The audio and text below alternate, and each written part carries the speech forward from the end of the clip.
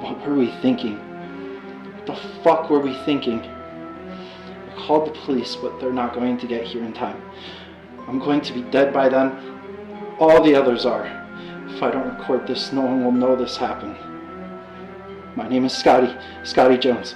I am 23 years old, a college student who recently graduated. Where I graduated isn't really important. What matters is who I am now and who my friends are. Who they were. Again, they're all dead now. Taken by those things.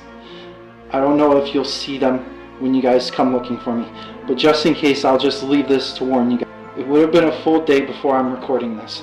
I woke up at like 10, I think, to call a friend from my buddy, Alex Willow.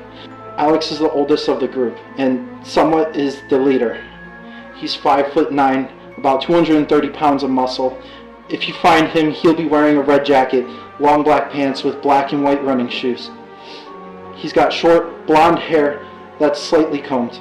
Alex called all of us at 10, asking us if we wanted to go on a hike. Now, I didn't really feel like going, but since everyone else did, I didn't want to be left out. So I went anyway. There were 4 others in the group: Ethan Chen, Misha Petrov, Haley De Silva, and Sam Roulette. Ethan Chen is about 6'2", played intramural basketball and volleyball when we were still in school. If you find his body, he will be wearing a thin gray jacket, gray pants, running shoes.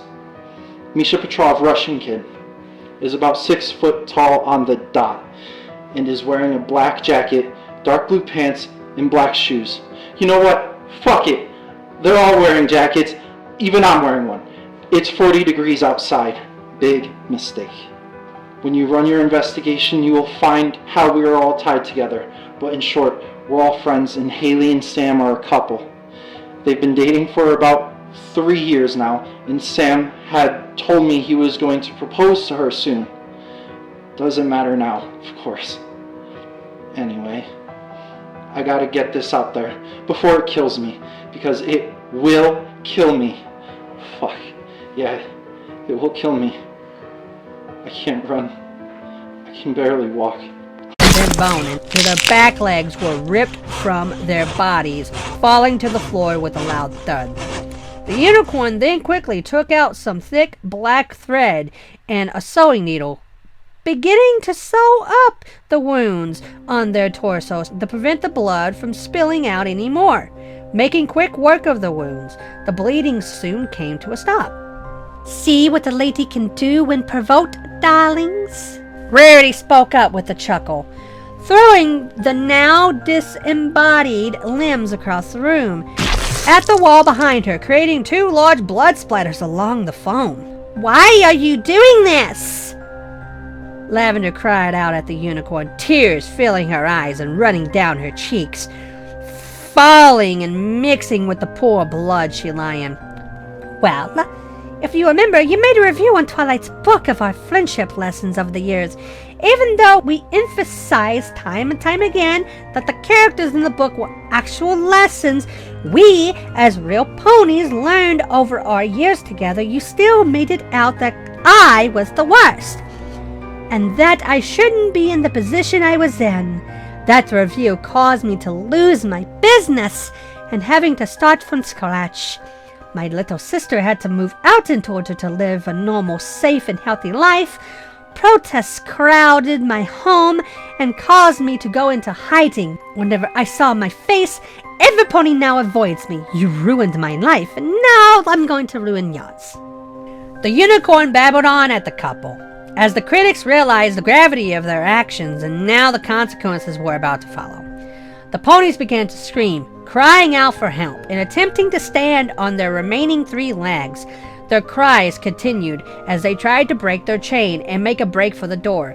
Though their efforts remained fruitless, Rarity gave a snarl and swung her front hoof, her punch landing on Diamond Cutter's right eye, silencing him and causing Lavender to go into stunned silence. "Will you two stop shouting? Your words have already ruined my life, and Celestia knows however many others. It's only right that you faced your actions. You've gone too far." Rarity snapped at the couple before turning away to open up a medical kit. But it wasn't for the couple, it was for herself. The bandages on her flanks gotten dirty and she had to change them.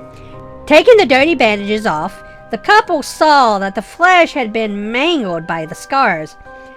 This only built onto the guilt that they began to feel, along with the guilt of how this unicorn's life has come crumbled down from their words alone. This wasn't a pony. It was something pretending to be one, and I didn't want to see what the rest of it looked like. I turned to hurry back towards the door, only to run straight into a blank wall. I gasped. The door had vanished. Now, in its place, there were two hallways, one heading left, the other right. My breath quickened, sharp and uneven.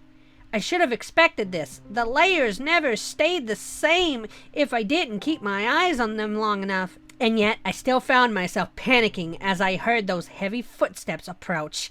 The monster was in no rush. It seemed certain that it could corner me. I didn't have time. I had to choose. So I chose left. For a moment, I was still running through Sugar Cube Corner, even though I should have hit a dead end long before now. And yet, the hallway kept going.